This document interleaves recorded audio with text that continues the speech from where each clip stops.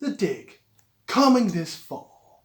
This is the game that we'll be talking about today. The Dig from Lucasarts, made back in about 95. Originally, this was going to be a film that Steven Spielberg wanted to create, but at the time, they obviously just didn't feel that they had the budget or the special effects to pull off the idea of this game.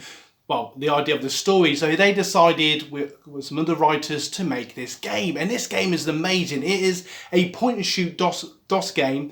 Point and shoot? It's a point and click adventure DOS game. And it's basically the world is about to be destroyed by a massive asteroid, and it's that sort of end of the world type film. There's lots of films like that out there. But what was so special about this, the intro just blew my mind as a kid because I'd never seen anything like it. Now, obviously, I found out years later there was one or two other games that tried to do this as well, but it was like watching the beginning of a film. The intro was brilliant. It was like a press conference with the main characters being asked how they're going to save the world and all the rest of it. And sorry, the disclaimer, there might be a few giveaways to the story, but I'm sure some of you played this. If not, play it and come back. But anyway, so they decide to go up and NASA sends them off into space and they plant some, well, you have to plant some nukes on it to try and deter this asteroid from destroying the Earth. But while you do that, or when you do that, you then discover that the asteroid is hollow, and you go into the asteroid and discover it's actually like a crystal spaceship, and before you know it, it takes you off into another galaxy or solar system, miles away on the other side of the universe, to an alien planet. And basically you're going to find your way home, and you I don't want to say too much, but one of the characters gets hurt, stroke killed, but then comes back to life, and you've got to sort of find different objects, to solve puzzles, to work out how to get back. You're basically going to find these plate things to make up this like diamond shape, and eventually get home and you can talk to your different characters. They end up falling out. There's lots of drama amongst the group because they decide, right, you're not in charge of us anymore, and they go their own separate ways, and that causes an argument. You know, it's actually quite real. It's actually like a proper little film. And the graphics, as you can see here on the back here, you can see what the graphics look like. So if you can see that, let's get the good angle. So there you got the when you land on the crash site, there's like you find a spaceship, so there's obviously alien life, and you do find the aliens sort of later on. I don't want to give too much away in case you play it. And then you come across these green crystals. That's an interesting idea. And then there's a cool scene of one of the characters. Don't worry, she doesn't die. And this is where you sort of land on this landing site here.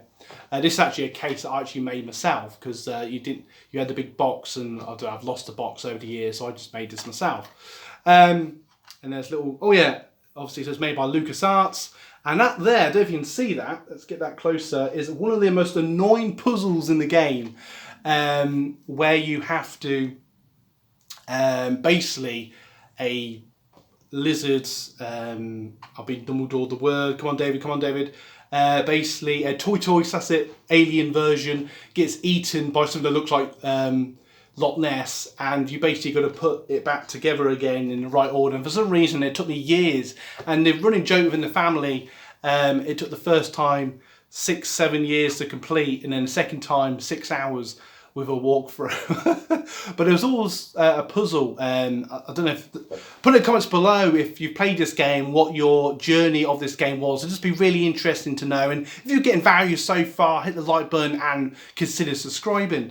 But what was really annoying, there was like a long chamber, and there was different doors that had different like crystals, and you had to work out the combination. You had to find like rod things, and they would give it away. And what was annoying, on the walkthrough it'd say one combination, but you discover later on, if you're playing the game multiple times over the years, that actually those combination changes. So you've basically got to sort of guess, and hopefully you found the right rod. And I don't know if it's a glitch in the game or just I'm not doing something right, but it doesn't always appear that the rods always work. So sometimes you just have to keep going through the different cycles before it works, which is quite annoying. But maybe I just got that wrong.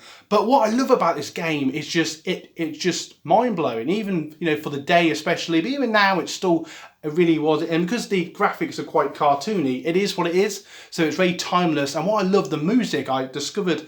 I think it's called Michael Lan, the composer of the music, and that's one of my favourite things about this game. The music really pulls you in with some fantastic sound effects of you know, waterfalls and rocks crumbling in the background, and I don't know, it gives this really amazing atmosphere that really pulls you in. And quite often over the years, I will just listen to the soundtrack. I love soundtracks from music and games, and especially from the Dig. It's one of my favourite soundtracks, especially of older games. And this is a little cool. This is where they discover that the asteroid isn't what it seems, and it sort of explodes of lights in front of them and all the rest of it. But it's just brilliant. It's absolutely brilliant. I love the dynamics. I love the little puzzles. Some of them are a bit frustrating, but you work them out eventually. But for me, it's just like going on this adventure and discovering all these different things. So Steven Spielberg and all the creators at Lucasarts did a fantastic job of really pulling you in on this timeless game. And this has to be my favourite DOS game and one of my favourite games of all time. I absolutely love this game. And Commander Lowe, the commander, Brink, I think the scientist was called, and Maggie. So you've got basically like a captain who's like a stereotypical army type guy, though he's in NASA. You got Brink, who's like a scientist, so he thinks he's clever than everybody, and that gets him into trouble. You've got Maggie, who's a reporter, but she's a bit rebellious, so she rebels against you briefly. And it's just really cool. You got two pilots, I can never remember their names because they're not really in it very long. But the main three characters, it's just brilliant. And the voice, I can't remember his name, really sorry. The voice that does Commander Lowe is actually the bad guy from Terminator 2. So when you hear his voice, you're like, oh, it's him, you know, the T-1000, which is quite cool. But I absolutely love this game. As you said, smash the like if you're getting value. But please put in the comments below your adventures, your story of this game, anything I've missed. It'd be really interesting to share your thoughts on it. Would you like to see a remake of this? That they've sort of done it. It's on Steam. If you haven't got a retro computer, it doesn't matter. You can literally buy it for £2 or £3 off. That's pounds or dollars off Steam, and it's well worth it if you've not played this classic. It's absolutely brilliant, and it is just like playing an interactive film with sort of cartoony graphics. If you ever played like Discworld, Monkey Island, it's a sort of more serious version of that. They do throw in a few jokes, but it's a much more like adventure, serious game. But yeah, I would highly recommend this game if you haven't played it already. And yeah, I just love it. The characters, the story, the music, yeah, absolutely love it. Cannot recommend it more. So if you've got value from today's video, consider subscribing and hit the like button. We also have an affiliate link if you want to get yourself some floppy disks to put your games on floppy disks. But more importantly, go and check out our Facebook community where you can share your games and old classic computers and be a part of a community of over 50,000 people, which is very impressive. And just hope you enjoyed this video. So please share your thoughts on this game, and I just want to say thank you so much for watching, and you know what, happy gaming.